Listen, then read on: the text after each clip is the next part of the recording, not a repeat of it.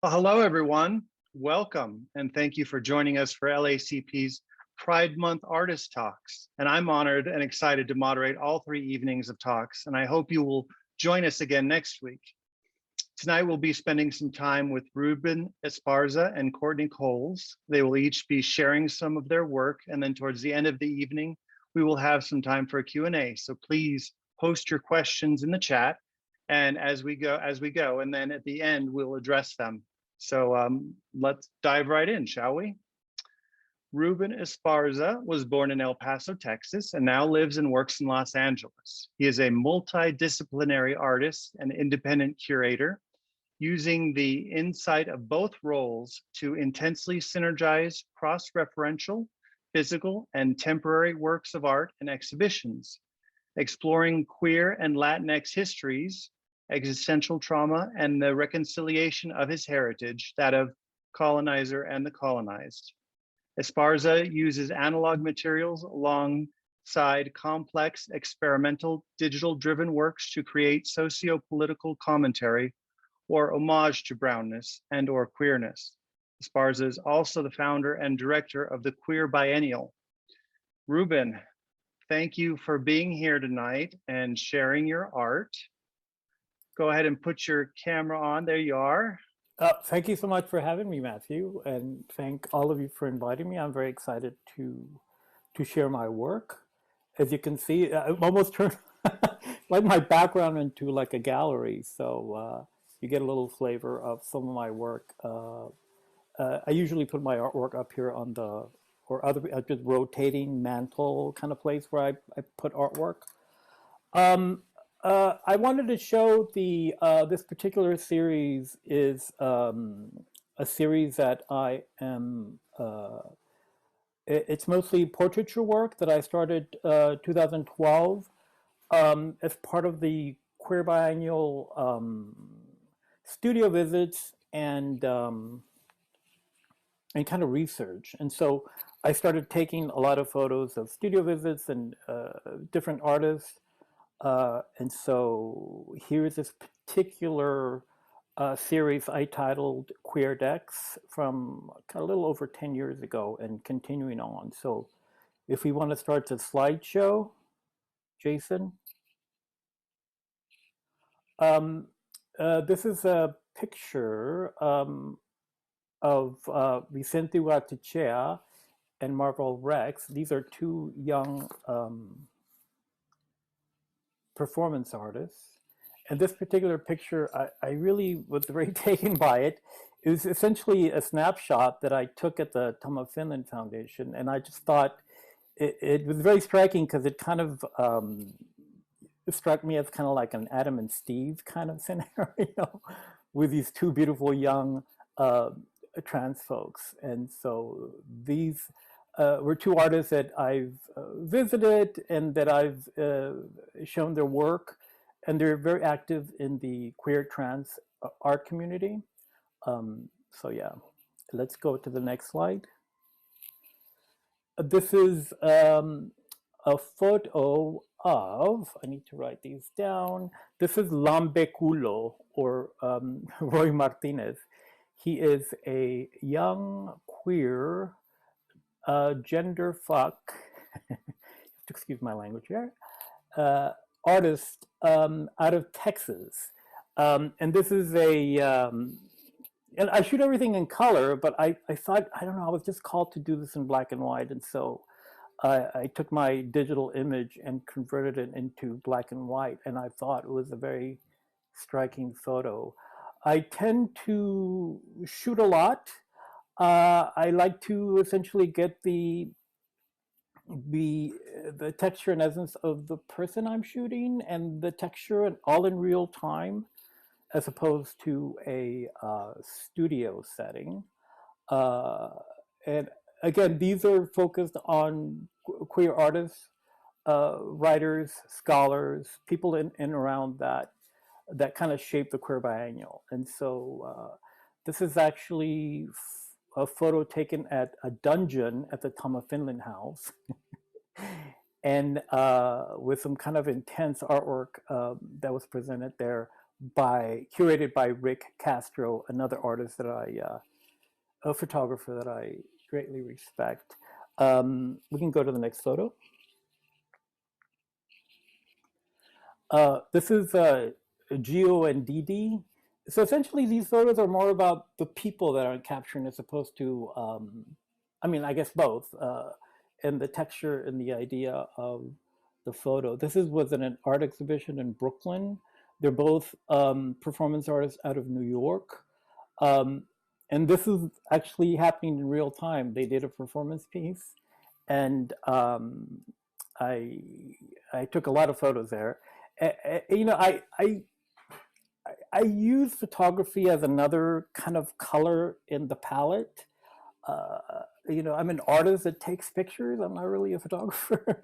So preciousness is out the window.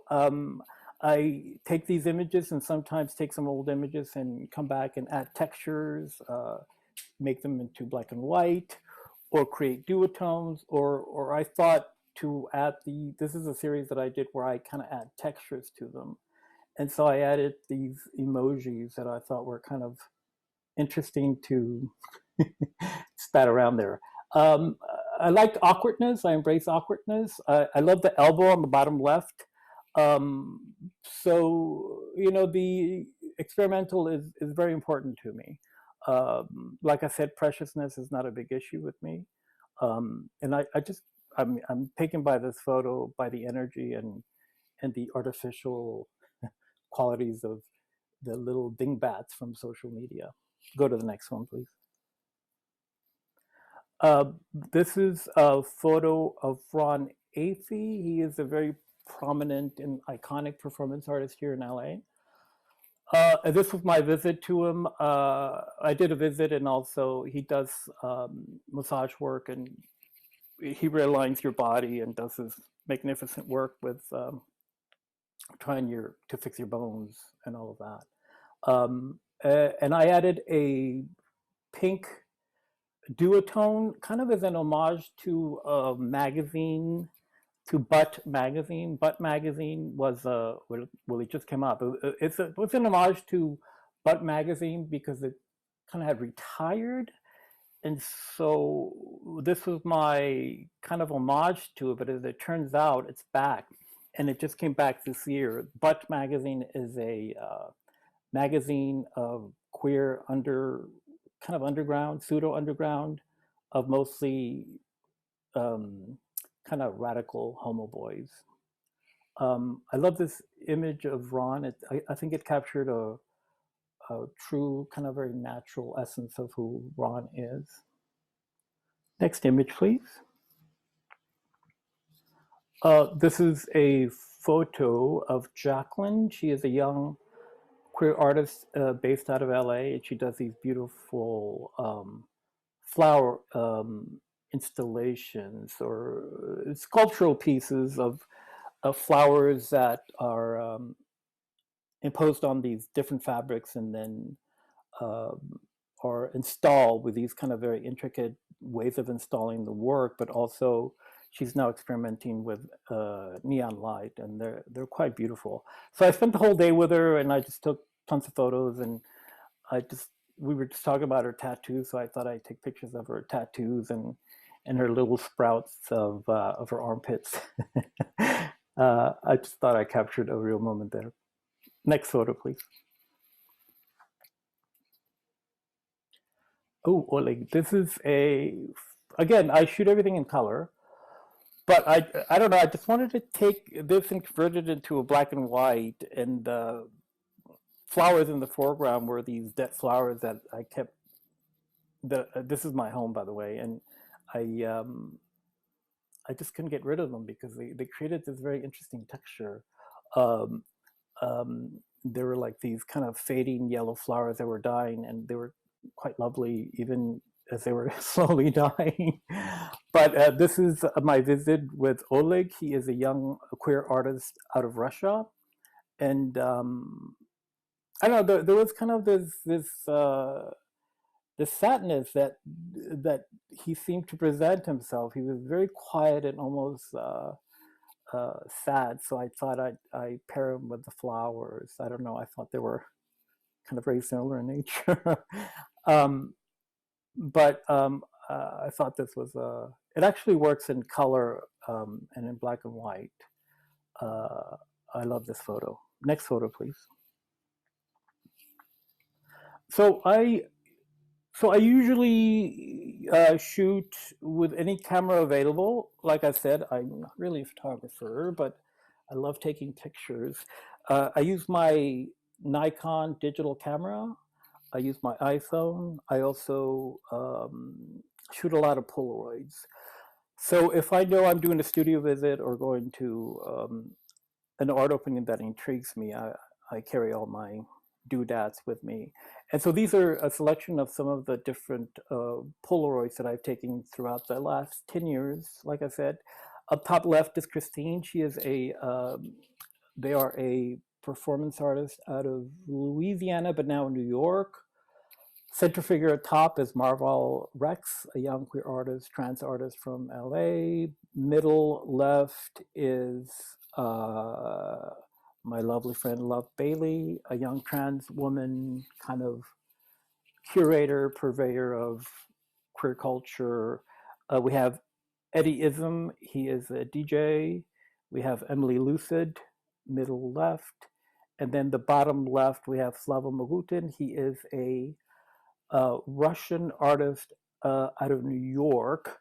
He's also a poet, and he was exiled from Russia in 1994 for being very outspoken and very loud and very queer. And so he's now in this country, and he moved here in 1994 from the government was kind of after him for his outrageous anti-government sentiments. And then the middle there is, this is the Thomas Finland House. This is kind of one of the many folks that hang out there. And I'm a little pervy, so I always ask folks if they want to show me their private parts, very politely. And most people do are okay with it, and if they're not, that's perfectly fine. The bottom right is Steve. He's a performance artist out of New York, and he was doing like a live performance piece there with one of Geo Black Peter's artworks. Next slide, please. This is Andrew. Again, I did that kind of like emoji quirky treatment. Is a very weird, awkward photo that I really love. So that flag in the background is a flag that I kind of use from time to time and take it into different venues and take pictures in front of it. It's the pink triangle. I don't know if a lot of people know the history of the pink triangle, but it's kind of an iconic queer symbol. I love this photo. It's weird. The left part with the strange kind of things falling out is very interesting to me. And that chain on the top left and the rich colors. I don't know, it's kind of crazy good, I think. Next photo, please. This is my good friend Jordan. He's a performance artist, and this is actually the Thomas Finland House. He was actually trying out different wigs, and I was walking by and I said, "Don't move." So that was a result of that photo, and I thought it was a very interesting composition. And just kind of very iconically Jordan. If you know Jordan, he's very exuberant and very very open to changing his looks. Next photo, please. Yes, this is Maurice. He is also like I said, most of these people are artists, and he is an artist, and he primarily works in beautiful photography. Maybe you should invite him and have him talk about his work. But he shoots these wonderful, beautiful portraits of Black folk against his beautifully arranged flower arrangements that are out of this world. This was during a studio visit, and I thought, my thinking was that he was like a flower against all that green. And so I just kept shooting, and he gave me different expressions. And he's very cerebral, quiet, and very measured, but very, very elegant and witty. So I love this photo. Sometimes I stack photos or do double photos to kind of show different moods. I'm a big fan of diptychs and triptychs. Also, I'm also a painter, and I do a lot of diptychs and triptychs. So I thought I captured kind of sort of his personality in this diptych. Next one, please. Yes, this is Andre. This is out of a young artist out of Eastern Europe, but this is a studio in New York where he was doing some work. We did a studio visit, and I had my friend Miguel Angel Reyes in tow, and he started sketching the artist, and so he told him to climb the ladder there and sit there, and we all started drawing him, kind of an impromptu drawing session, because we were hanging out for the whole day. And I thought this photo was really great. And this is one of the kind of the super early photos I was taking during my research in starting the Queer Biennial, which, I started research in the work in 2012, and its first iteration was 2014. And I think I took this photo with my iPhone, but it came out, it was, of course, it was in color. But I thought it would work well in black and white. That's one of my favorite. Again, I like the little doodads, the things in the periphery, just, again, not terribly precious and arranged. It's just a moment that I captured. Next one, please. How are we doing with time? We're good. We have about 18 minutes left. Okay, cool. This is Naruki. This was actually the same day as the previous photo. And this was his studio. We were at his studio. I captured this photo because I was intrigued by the things he was painting at the time. And actually, the far left photo is a painting of Slava Mogutin, that exiled Russian artist, and they're actually good friends. And so during my visit there in 2012, I got to do a lot of studio visits, and these are kind of the series of photos that kind of prompted the whole body of work of these Queerdex photos I'm taking. Next photo, please. Oh yes, this is Rudy and Sancha. I guess I could give you dates. This is in, oh my God, 2018. I was meeting with them because I was planning to have Sancha perform for the Queer Biennial. And so we kind of spent the whole afternoon together. And I like this very kind of domestic scenery where we're at home with the doggy and just hanging out, and they're really good friends. And Rudy Blue used to run Scum. It's a queer club out in oh my gosh, where is it? It's in the East Side. And Sancha is a queer ranchera singer that it's making a great splash, and she's a wonderful, wonderful singer. The next one, please. Again, here we have more Polaroids. I have stacks and stacks of Polaroids, and I'm now starting to scan them because it kind of really fits in with what I do, because fail is part of what happens when you take a Polaroid. You're really not quite sure what you're going to get. And sometimes you get things that are quite interesting, and sometimes they're like a ugly beautiful. So you just go with it. These top. Okay, so this at top left is Rafa Esparza. It's no relation.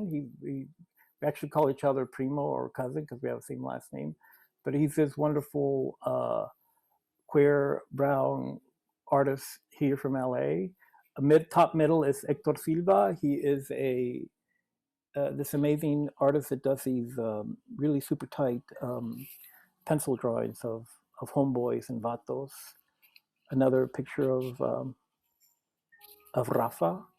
So I was gonna set a studio visit with Rafa Esparza, and he said, "Well, my studio is LA," so I kind of dug that. So we went to the park because that's a studio, which is true because he paints about queer brown diasporas, and that's kind of our home. Elliot, middle left is Elliot. He's this amazing young performer. Middle is Rick Castro, this amazing photographer that shoots fetish imagery. Bottom left, we have Sherry Rose, Marva Rex, an iconic performance artist, Eden, and who do I have down here? Adam and Eden. This was at the Queer Biennial 2018. We were actually hanging out with John Waters in the green room at Naval. He was one of our guests at the 2018 iteration of the Queer Biennial, and they were assisting me in making sure that John Waters was having a good time, and they did a great job. Bottom left is Dirk Denner. He is the president of the Tama Finland Foundation, and next to him is a young artist from the South. I think his name is Joel. He also has a queer country band, Dixie singer type situation. Next one, please. I just I was looking through a lot of my photos and I just kind of rediscovered this. This is Joey Terrell. He is a queer Chicano artist, been creating work for a long time, since the 70s. And he came by, I'm not quite sure he was coming by to pick up a painting or deliver a painting. I was putting together an exhibition for the Queer Biennial. We actually, in 2016, we had Art Basel kind of exhibition at a hotel showing all of the artworks for the Queer Biennial 2016 iteration, which I titled New York and LA and parts in between. So it's mostly New York artists and LA artists, and then parts in between because we had people from really across the country. The first iteration was not a terribly ambitious one because I did most of the heavy lifting, and so I just wanted American artists for that iteration. And since then, we've had kind of an international survey of different people. This is just a moment captured of Joey with his painting. I'm not sure we're hanging it up or we're not sure what we're doing, but it's a moment. Next one, please. This is Latex Lucifer. He is a young photographer, now filmmaker, but I'm thinking that he now goes by his name Alfredo, but I kind of dug the name because he was into fetish and latex. And I shot this at the Tama Finland house. Again, I did my my diptych, eyes closed, eyes open. I don't know, there's a lot of suggestion here about the image, but I don't know, I love this photo. Next one, please.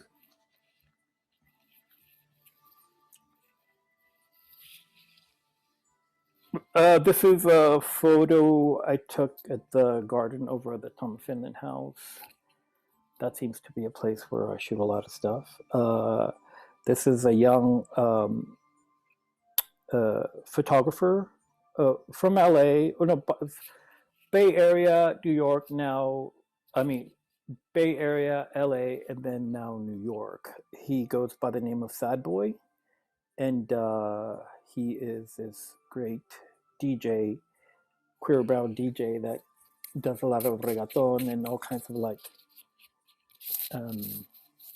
dance music out in New York. It's in color. I don't know. I thought maybe this would work in black and white. Like I said, I just experiment. Even sometimes I'll take old photos and also kind of like make collage out of them too. And then sometimes I just give it duotones, so I play with them.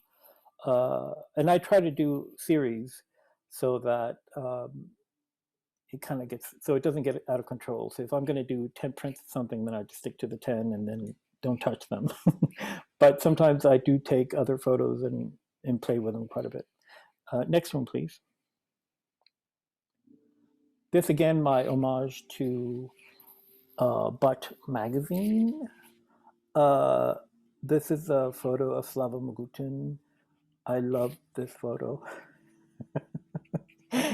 I just love the composition and the negative space in the center. And I love, if you know Slava's work, the picture in the center top is not really his work, but it's in that ilk where, you know, he takes a lot of sexy photos of different kind of sexy queer folk of all types. And he always thinks of very interesting ways of shooting them. And so this was not only my homage to Butt magazine, but to Slava himself too. And I've actually shown him to him. We become good friends, and I think he digs this photo as well. I have many photos of Slava and of many people, but this is one of my favorites, and I continue to do these kind of pink sepia colors, which I really dig. It gives it a kind of a nostalgic, kind of alternative feel, kind of like what Butt magazine is. And this is in art exhibition in New York. Next one, please. Oh, Dirk. This is Dirk. He is the president of the Thomas Finland Foundation.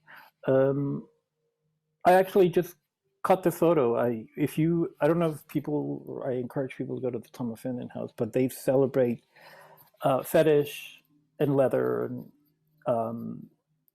he has a lot of amazing gear, and this is one of the many outfits he had, and so I took a photo of him in the house.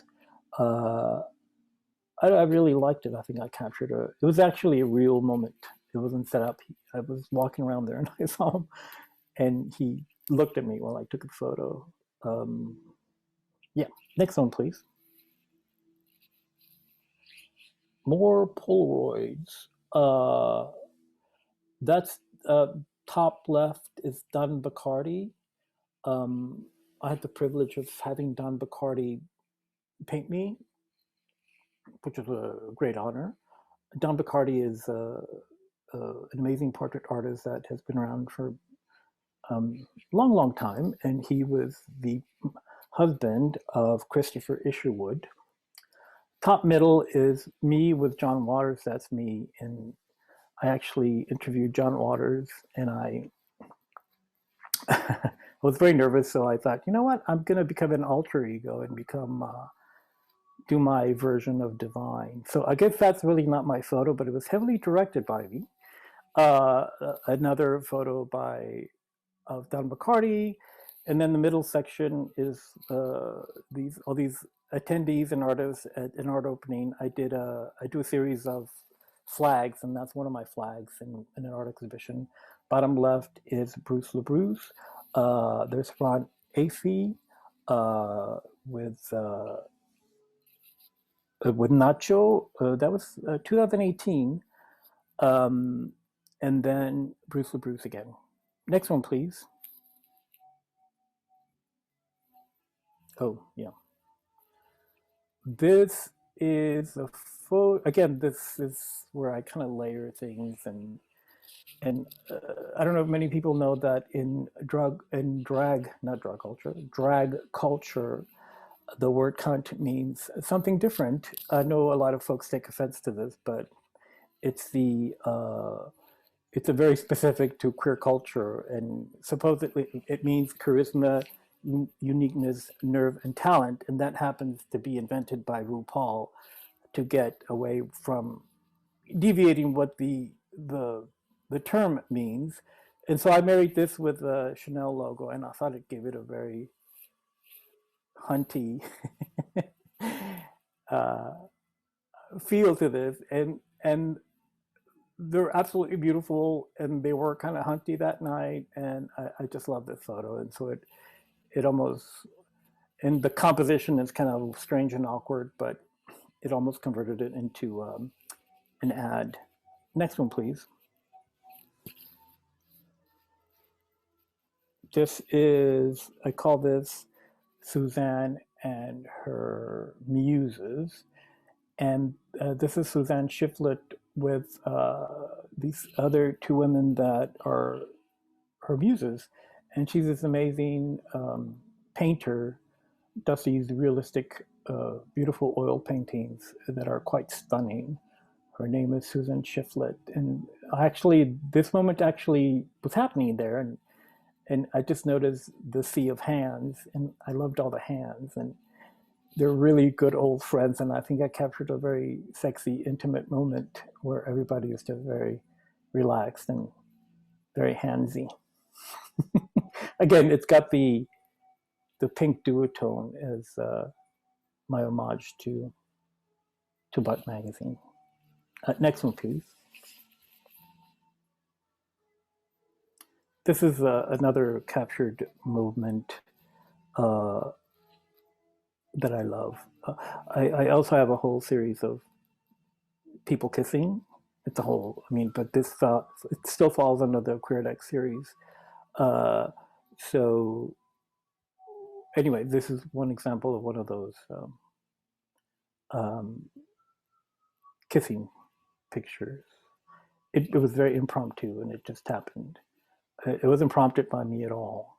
I just turned the camera on them, and they started kissing, which was a really wonderful, sexy captured moment. Next one, please.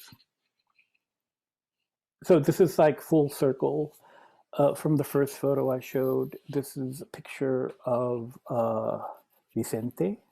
I don't know. I just love this photo. The layers and the straightforward look.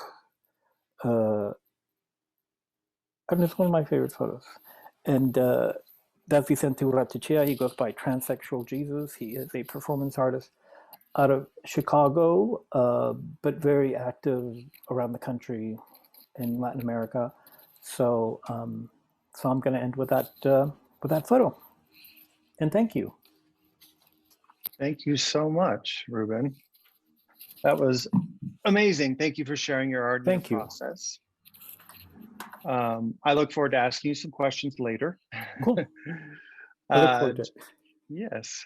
Just a reminder, we'll have a Q&A with both artists at the end of the evening. So feel free to put your questions in the Zoom chat feature as they come to you.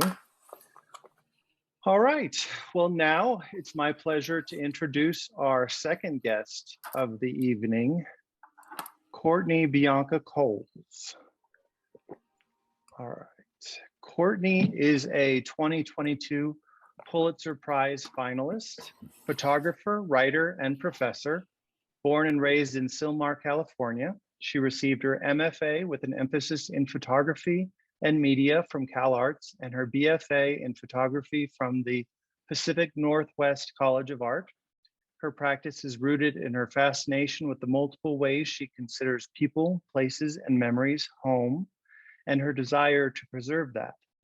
She is enthralled by making photographs that are often soft and sincere because the world has been anything but to Black queer women like her.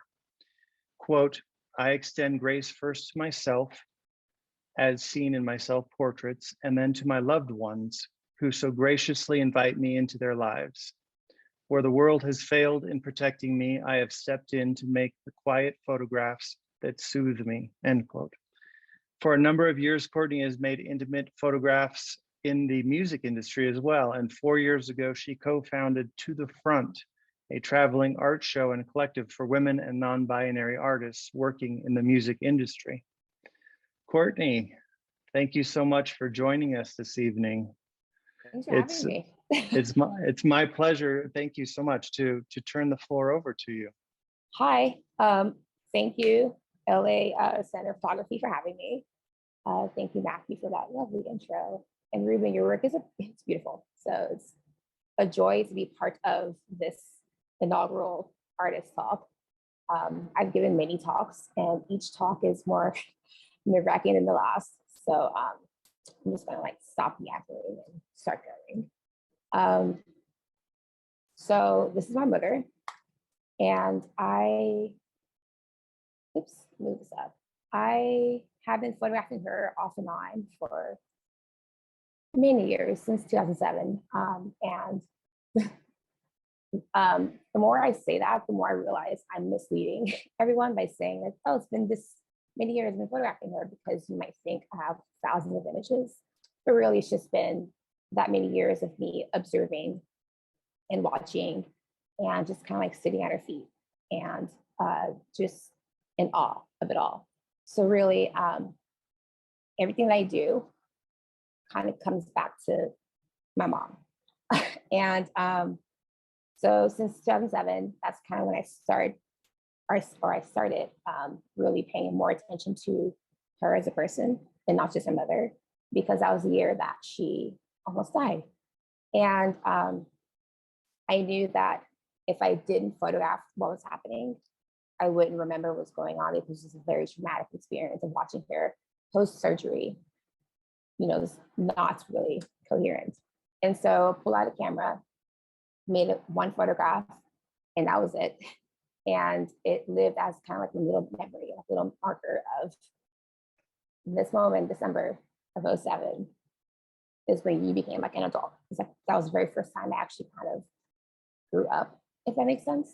So all I have to say, all the work I've done since, it all kind of spirals back to my mom. And this portrait of her I made back in 2018 for my graduate thesis. And it's probably my strongest portrait, my favorite portrait. And it all happened by accident, which most of my work is happenstance. Most of my work happens just by sitting, observing, taking notes, being patient with the time, with the lights, with people I'm with myself. And so my thesis was titled The Long Way Home. And it had many connotations as to what that meant. For my mother, the long way home was her going back home to Georgia. This was her mother's heavenly 100th birthday. So we went back to Georgia to celebrate her mom's would have been centennial birthday. And for me, coming back home was me realizing that, oh, I'm pretty gay. And it's funny, the more I say it and the more I reflect and just go I was living in a glass closet for almost 30 years. Excuse me. And so as she was navigating her space, being back home in Georgia, I was realizing that in order to continue my project, I needed to really ask her questions. And in order to do that, I had to out myself. And before I was ready to do that, she decided to log on to twitter.com and make her own profile. And I was met with the following text message. Mind you, my mom is someone who does not respond to a text message in a timely manner.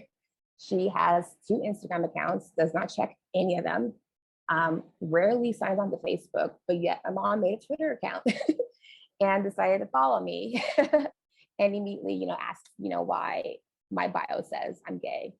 And in that moment, I realized, well, now that she knows, I can continue on with my thesis.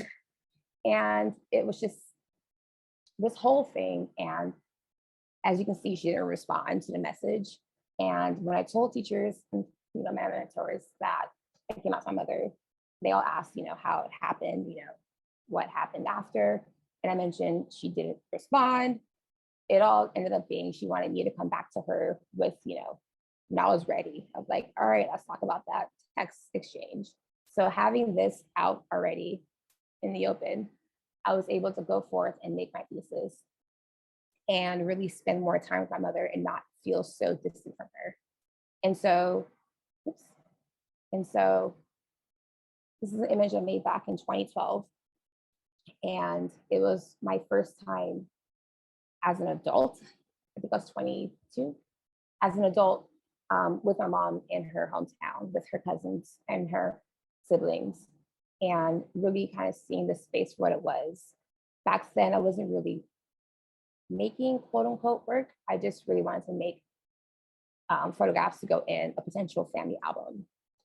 I was always influenced by her family albums.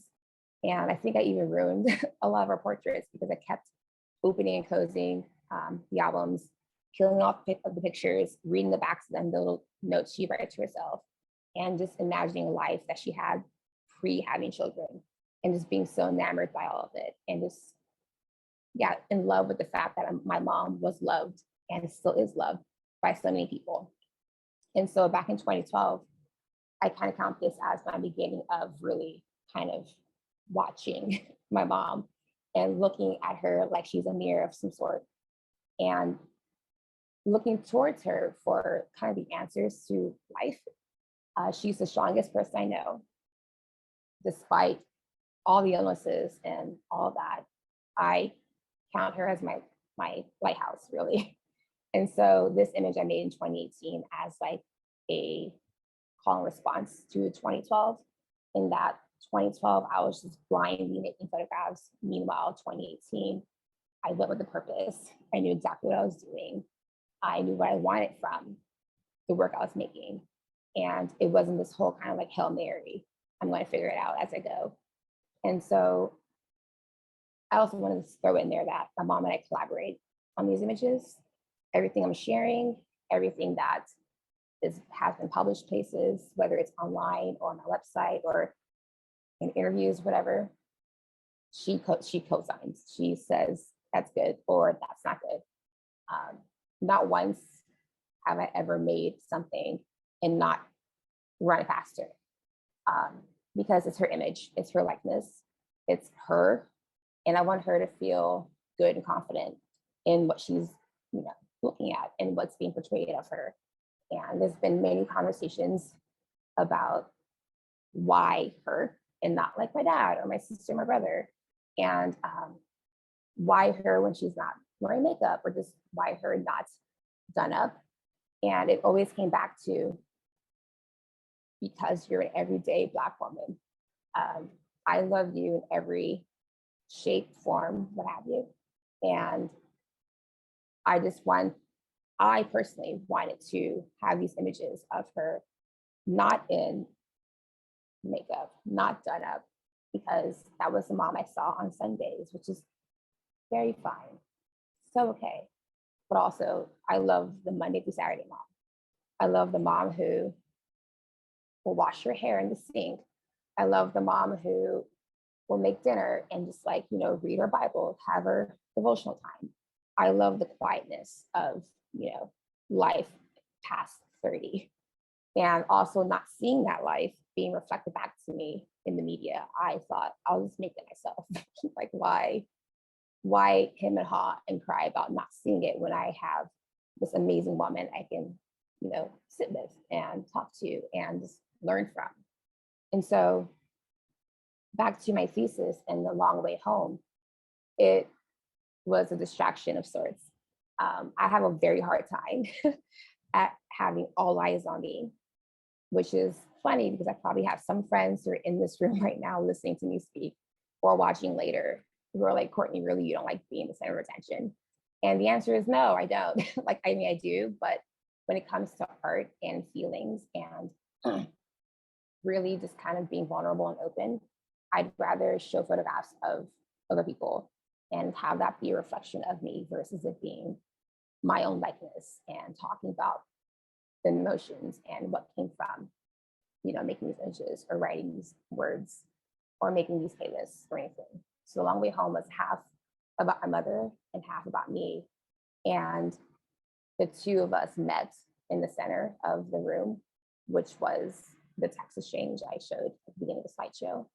And it was essentially me looking to my mom for answers of, am I going to be okay in the real world? Like, now that we know that I'm gay and I'm not just living in this glass closet and pretending that I'm not, will things be fine? Like, will I have success? Will I be able to kind of hold my own? And the answer was yes. Like, as long as I know who I am, and in her words, as long as you're strong in God, you'll be fine.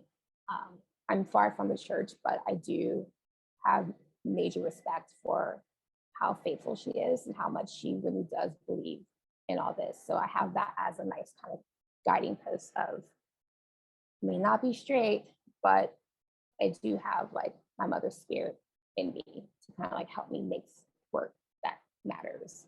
The next couple of images they're easier now to look at, but back then they weren't. When I was an undergrad, my mom almost died again. And it was so serious that her sister flew in from Georgia to be with us for a little bit. And I was in school in Portland, and immediately dropped everything and flew home for 4 days because I'd rather be by my mom's side than waiting by the phone for whatever.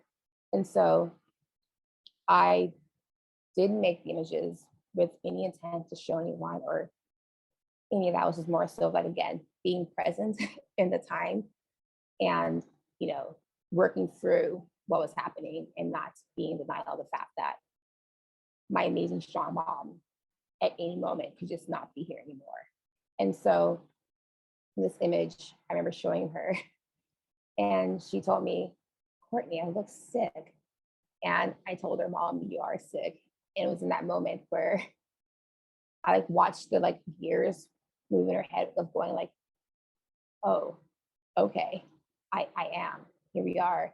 And it was this acceptance of, this is it. I have the heart of a lion, but I am, this body of mine is failing me. And so I asked her, is it okay if I show this photograph, in school or on the website, whatever? And she told me yes. And I told her, at any moment, you don't want this anywhere, let me know, because I'd rather have your trust and your love than have these images of you existing anywhere. And so having all of that as my foundation to how I make work, because going back home is always just a nice kind of reset of, everything's too much, everything's a lot, I want to slow down. How do I do that? I go back home with my parents and I sit there. And so that was kind of a mixture of undergrad with post-grad and grad work, which leads me to my photo booth series, which started as an accident, really. When I left Portland, my undergrad mentor mentioned that the first year would be the most hard, most difficult. And I asked her why. And she said, it's the first time that a student is without their support system. You're ingrained weekly or bi-weekly studio visits or critiques with your classmates. It all becomes, a thing that you have to kind of start yourself.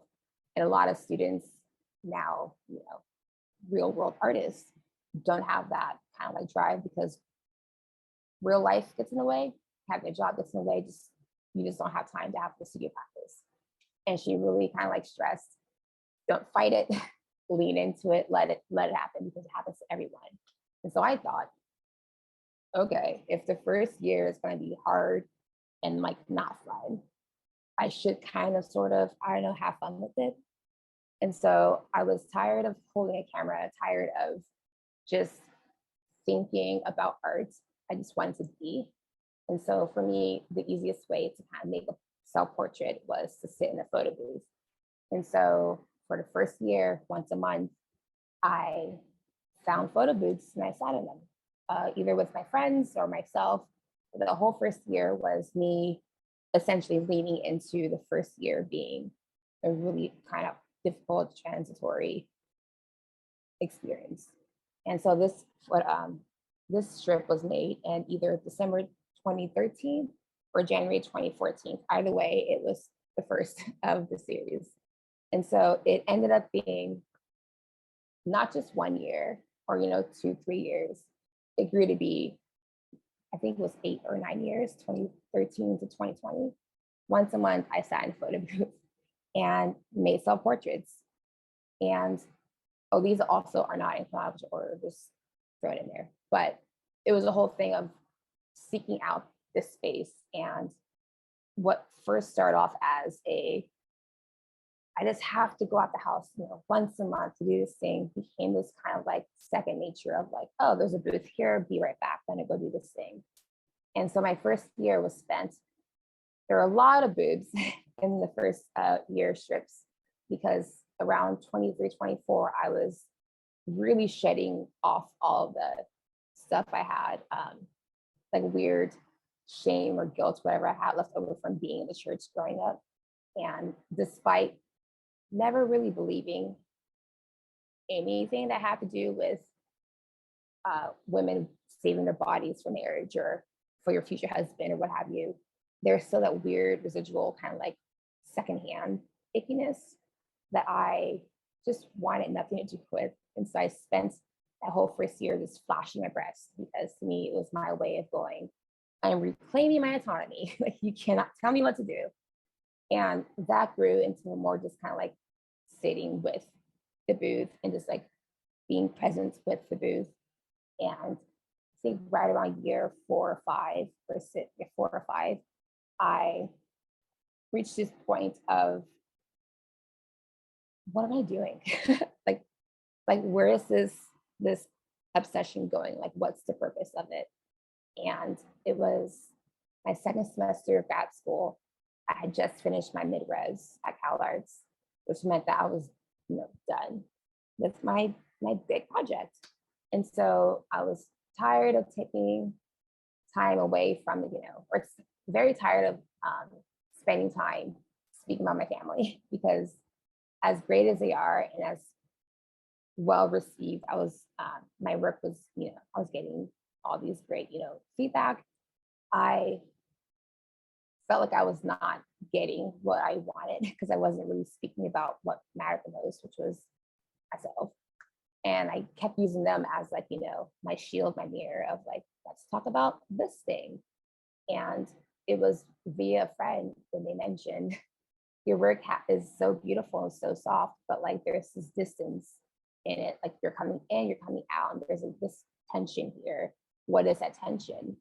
And through sitting with that, I realized that tension was me coming to terms with the fact that I'm a lesbian and didn't know how my family would receive it. So as I'm spending time with them, the portraits aren't as close as they would be with a friend. They're kind of distant, kind of across the home, across the room, across the hallway.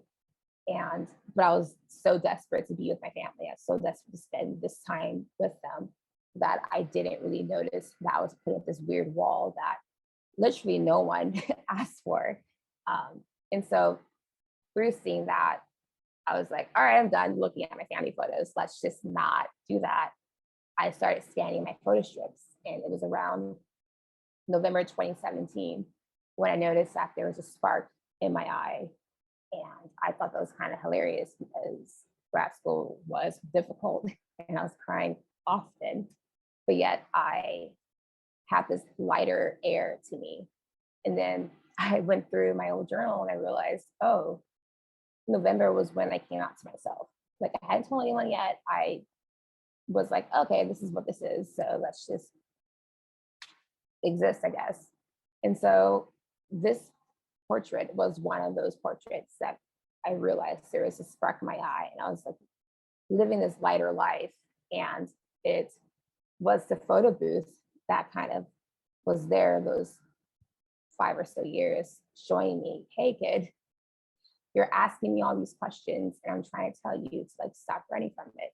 And so in that moment, I realized that the photo booth existed as a safe space for queer people. And in my very kind of like elementary thinking of anything, I was like, maybe way back in the day, the photo booth was the only safe space for queer people to show their love for each other or document themselves without having to worry about a middleman. And then in further research, I realized, oh yes, that is true. That is a fact. And so the fact that I was unknowingly using the photo booth as this kind of space to document myself is powerful. And it went from being this kind of like, woo, showing my boobs to a whole like, let me document this journey of myself breaking out of my glass closet. Because again, nobody was surprised. I was the one that was surprised. And it's forever a funny story, but it was the photo booth that I used as kind of like a little confessional. And this, you know, I grew up in the Baptist church, but I have friends who are Catholic. So I had a rough idea of what confessionals were like. So I jokingly made it like, oh, it's like a confessional. I've been confessing my sins to the camera. And yet the camera is like, yes, and let's talk more about this. And so after coming out, so to speak, to the camera in the booth, I started using it as a way to kind of just document my feelings of what was happening in the world around me. And everything was groovy, everything was great, everything was moving swimmingly. I was having these great ideas of how I can really expand this body of work. And then March 2020 happened, and then everything just kind of stopped.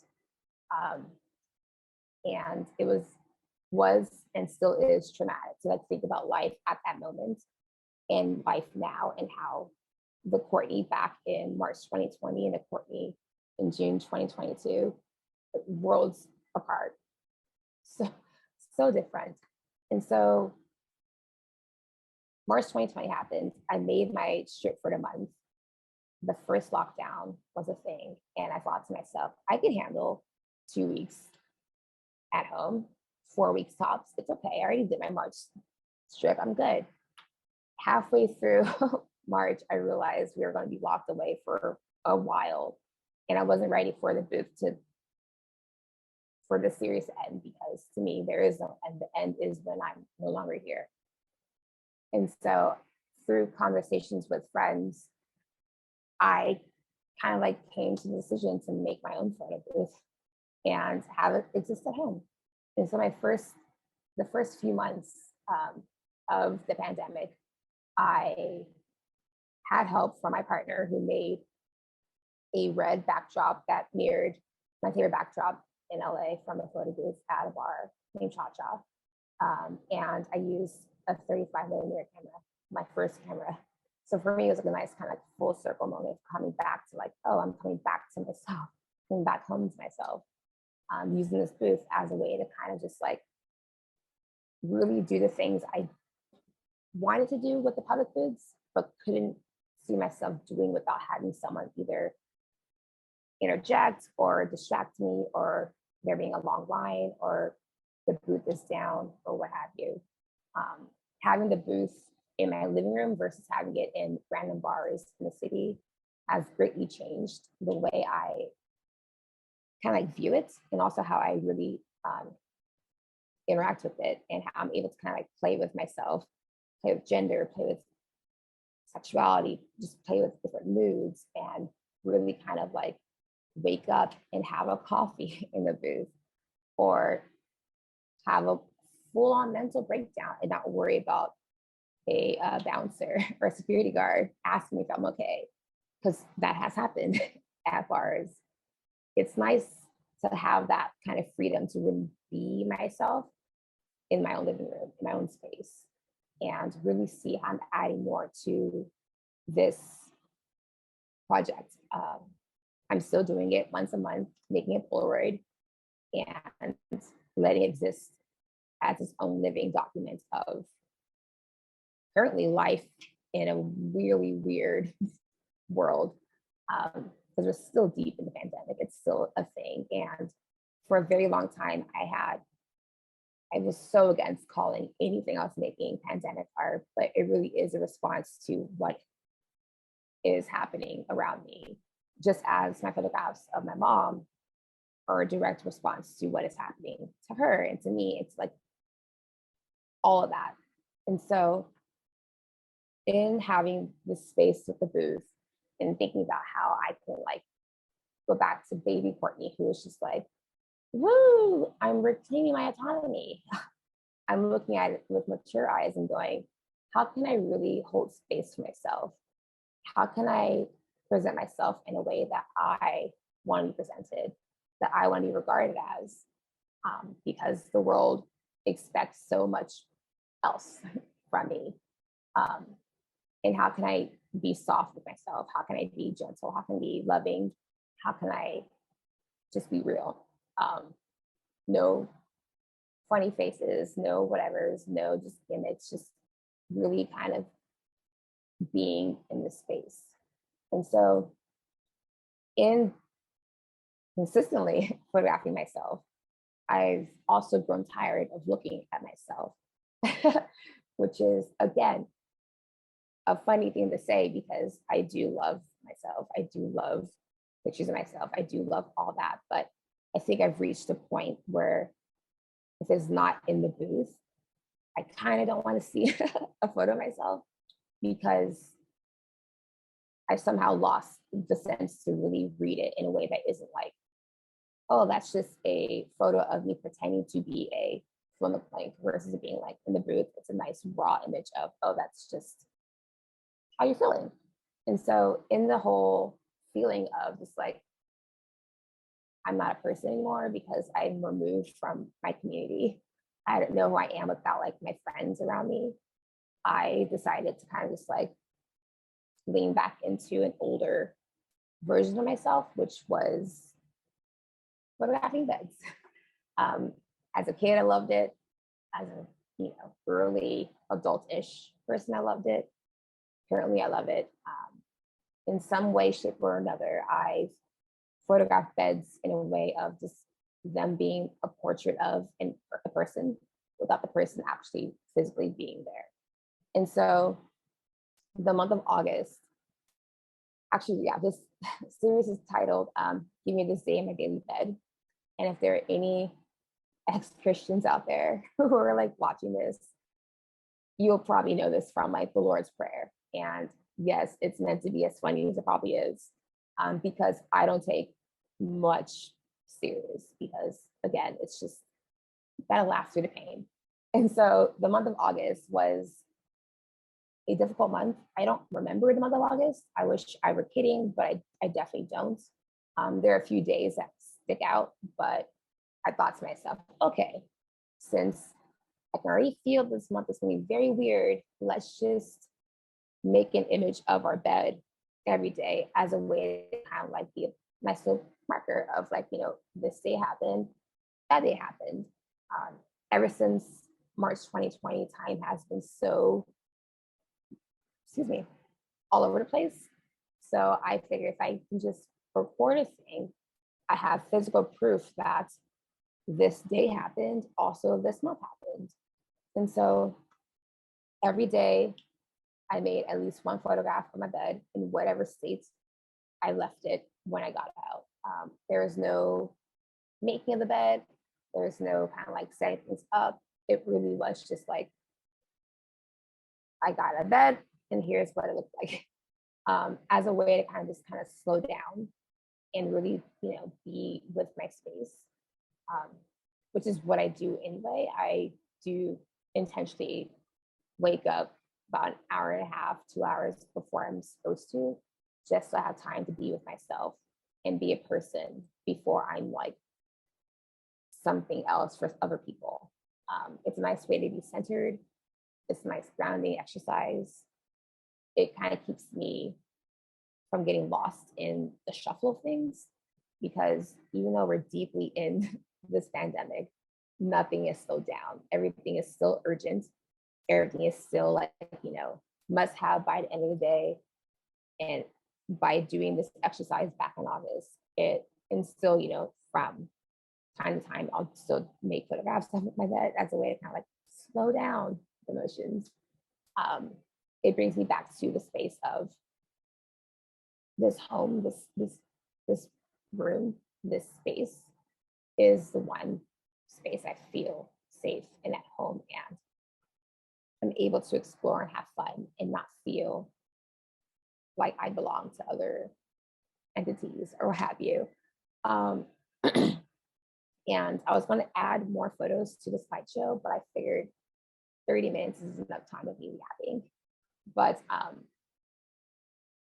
the work that's missing from here, I don't really like calling it work, even though it is work. It's just difficult to put a title to anything because it really is just a daily practice of paying attention and being like observant and sitting still and just like watching the way the light dances.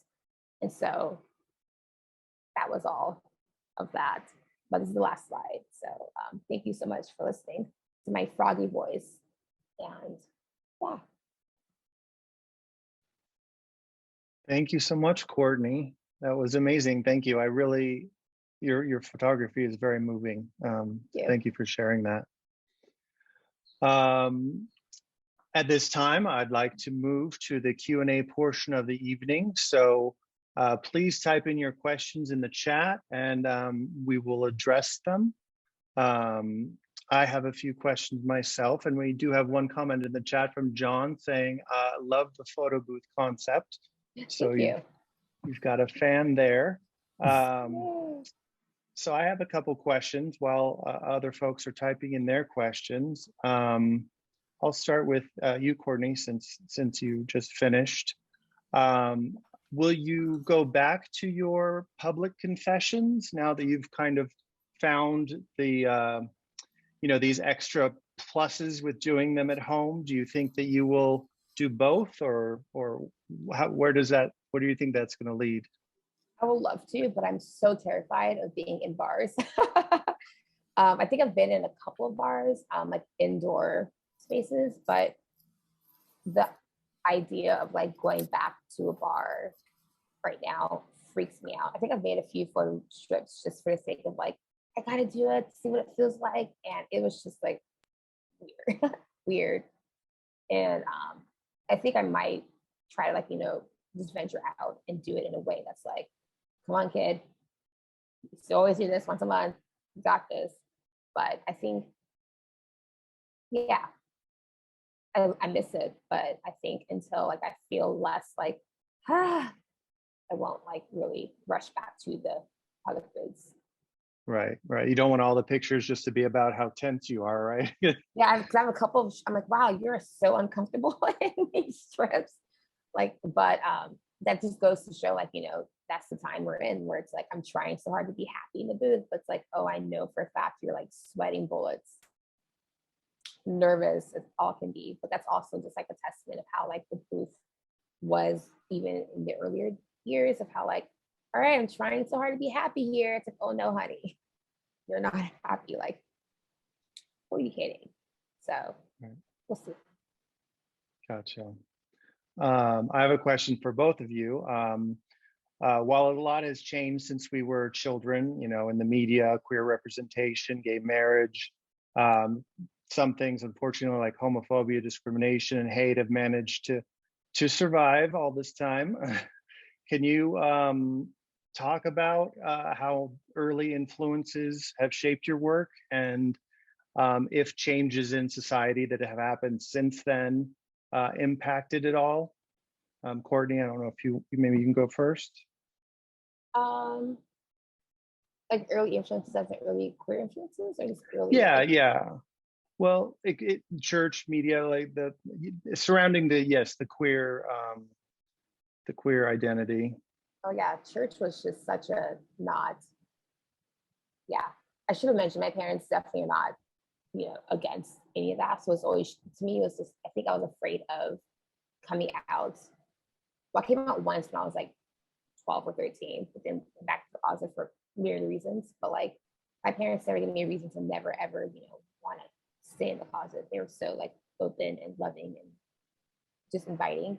It was people from the church and things I overhear as a kid, because adults don't realize kids can spell or kids know what things are. And me, as you know, a total loudmouth know-it-all, I was like, ooh, if that's how you're speaking about this person, like, what does that say about me, who most likely probably isn't straight? I think if anything, that like kind of kept me in the closet longer, only because I didn't want my parents to have to deal with whatever bullshit like church friends or members, whatever, would throw at them. And when it came to art, it was just like my safety zone of like, I can explore this and like be with my queer friends and like be their ally friend and have them just be like, okay, good. And have that be like my safe little haven of like misfits, and kind of explore life that way. And so those early years in Portland, that was like, I didn't know it then, but I kept saying like, oh, I feel like I can breathe up there. And that meant like, yeah, the air is fresh, but also you feel like yourself, because that's just, you know, you're able to kind of spread your wings, like be who you are. And so that kind of like those early years up there influenced a lot of just like, you know, letting go and just letting be. And so when I eventually came out to my parents, it was just like, yes, and like, we know, and what else, you know, because I think it wasn't disappointment, it was more so like, we don't know how to protect you, because like you're a Black woman, but now it's like you're an out gay Black woman. We don't know how to protect you from like what else, you know, could be out there and hurt you and stuff. So I think that was where their kind of like came from, was like, don't know what to do because we don't know how to stop that. But they did their best, like shield the three of us from any kind of like racism that we knew, which is like, thanks mom and dad, but also like, oof, the fact that you had to do that was like heartbreaking. So that was like a long-winded answer to like your question. Thank you. Thank you. What about you, Rubén? I know a number of your paintings reference some early queer iconography. Yeah, influences. You know, I grew up in a very liberal household. Can you all hear me? Yes. You know, because I just come to the realization in my older years that some friends and other folks I know have that added trauma where your parents are not accepting of you, or where it's a household that's quite conservative or non-accepting. But I didn't grow up like that. Well, in retrospect, I kind of am grateful for that. And my artistic streak was encouraged. So, I mean, I grew up in the barrios in a really humble background. So, and I think my parents and my older brothers saw a spark in me, and they were very encouraging. So that was an inspiration to continue on and to be myself. I know I present myself very demure, I guess, but I'm quite wacky. So that wackiness was encouraged in our household, and so yeah. But as far as influences, my influences are, you know, mostly like traditional painters and directors and in film. But some of the photographers that when I first discovered them, was quite striking, and it's a big influence on my work, was kind of people like Nan Golden and Larry Clark, but also some of my contemporaries, which I actually became friends with. And not only have I forged friendships with them, but I've learned from them in real time, you know, and because I got to know them and became friends with them. People like Laura Aguilar or Ray Castro or Slava Agutin and Bruce the Bruce, which again is they come from that same kind of more naturalistic fine art photography, as we say. But I do kind of lend it, because I also tread in the kind of commercial world too, because, you know, I got to pay the rent. But so that's kind of the commercial side. But so some of that influences also kind of spill over to my fine art photography. So yeah, so the influences are pretty vast. That would have to be like another show, right, Courtney? Yeah, yeah. So maybe we'll get to another one. So what are your influences? I love But Nan Golden, like yeah, I know, right?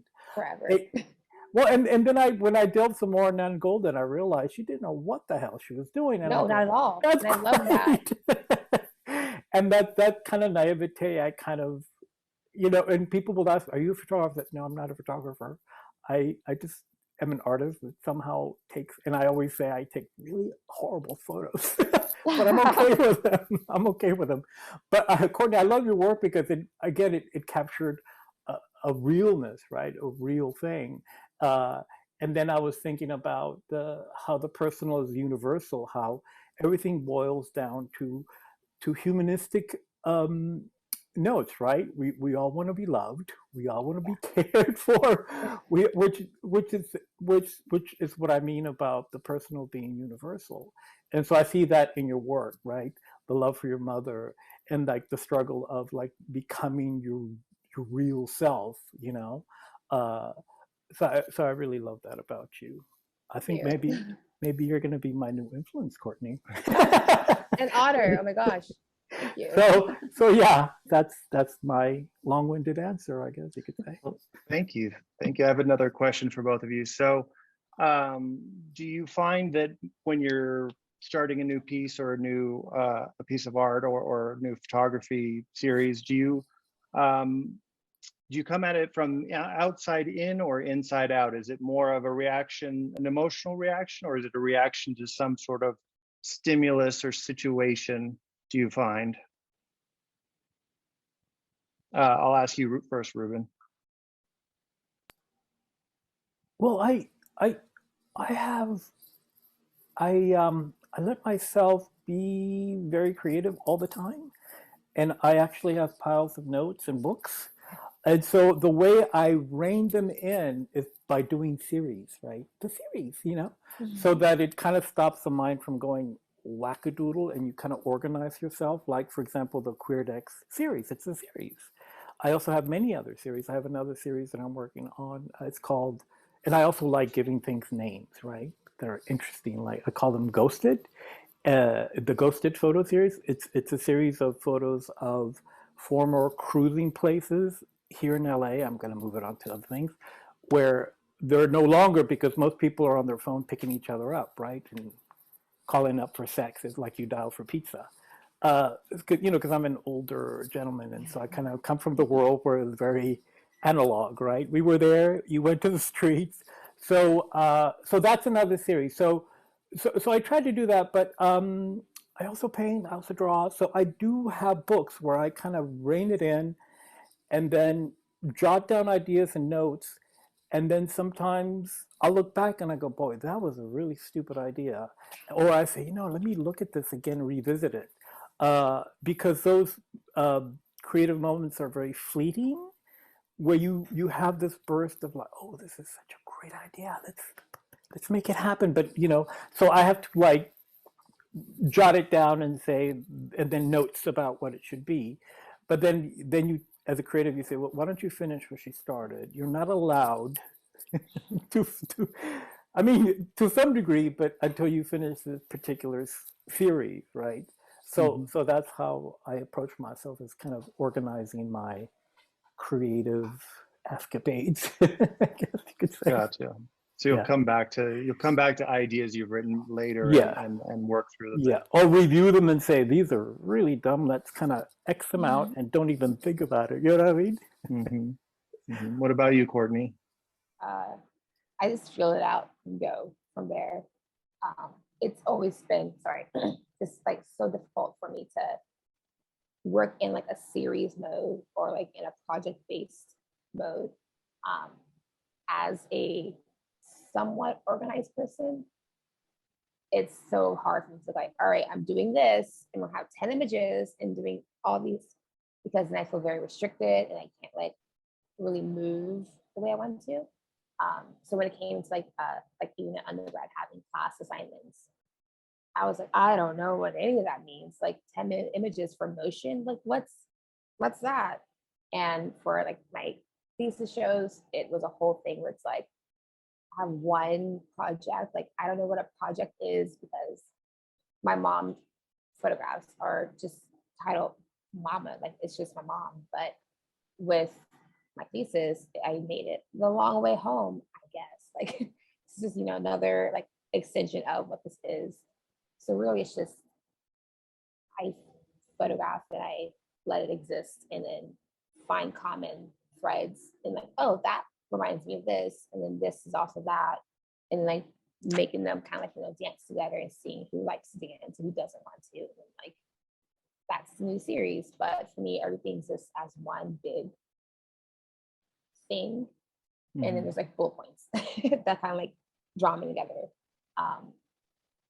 Especially like now I'm not as stubborn as I was 2 years ago.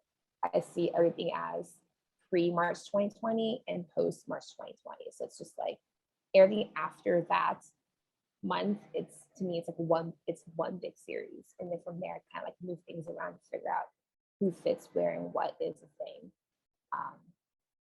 Or else I'll just go like bonkers. So that's that. Gotcha. So Rubén, let me ask you about being a curator.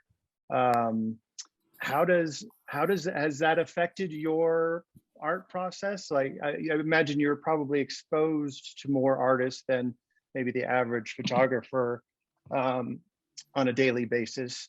And I'm just curious if that has influenced you in any way. Has it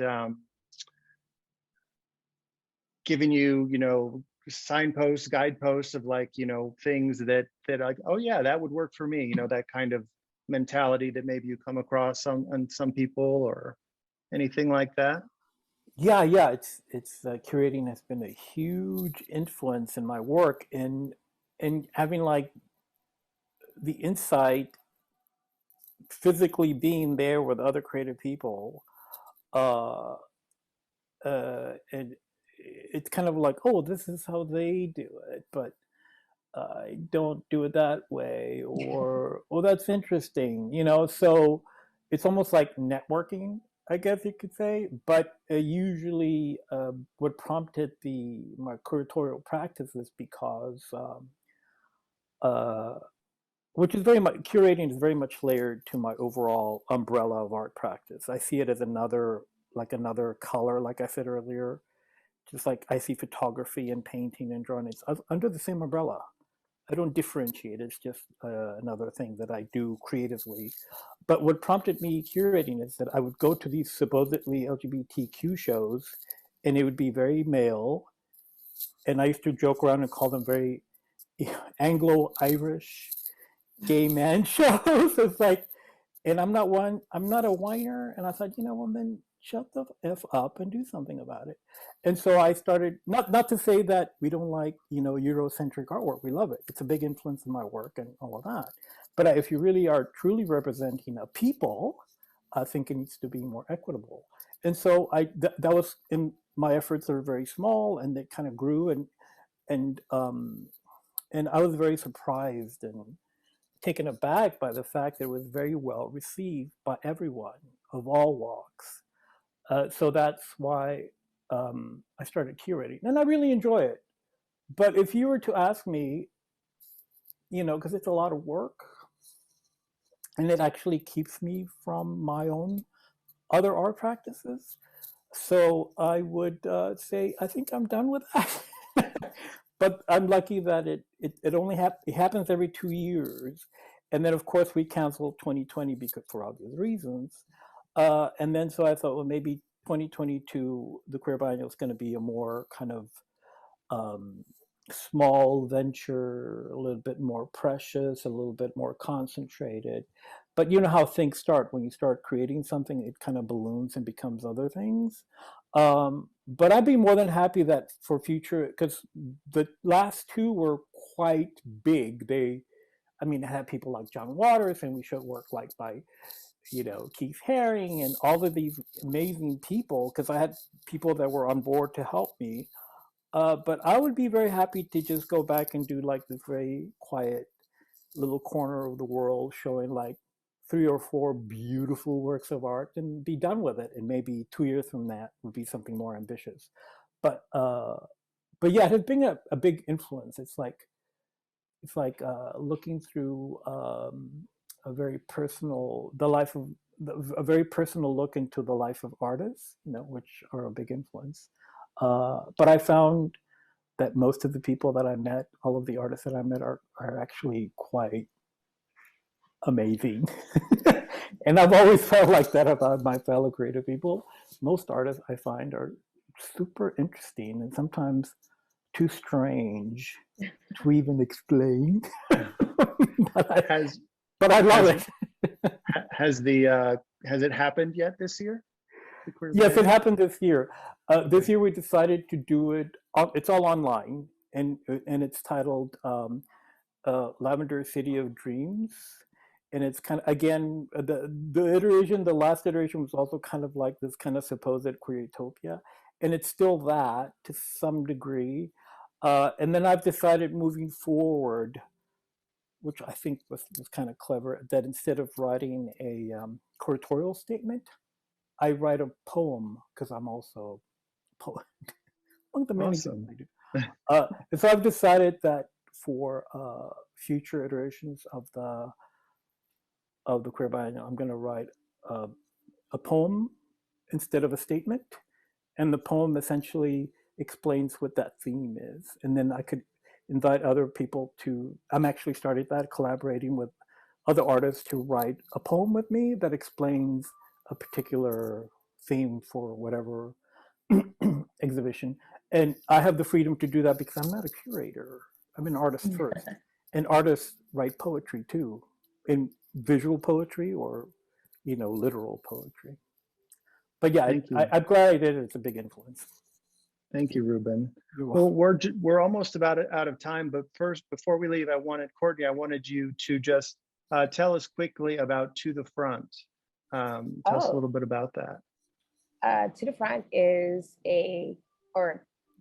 was a traveling art show featuring women non-binary artists with new music, but now I think we're doing like an online kind of do that. It's changed a lot since everything happened. We made a zine back in 2020, but it was an answer to so many just like prayers that like Erica and I were just like yelling at each other. Like instead of us, forever crying about not getting the jobs that we were seeking out, we kind of chose ourselves. We were like, well, let's just like take our photographs off the internet and put it in the gallery and like invite all of our friends to come celebrate us.